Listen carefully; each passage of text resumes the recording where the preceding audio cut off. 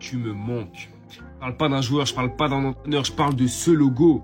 Ce logo qui faisait peur à toute l'Europe, qui faisait peur à toute Italie, à tout le monde en fait. Le 10 juillet 2018, Cristiano Ronaldo signe officiellement à la Juve. 100 millions d'euros, certains c'est un coup de génie, pour d'autres une déception. À ce moment-là, personne ne doute que ce transfert va marquer le début de la fin pour la vieille dame.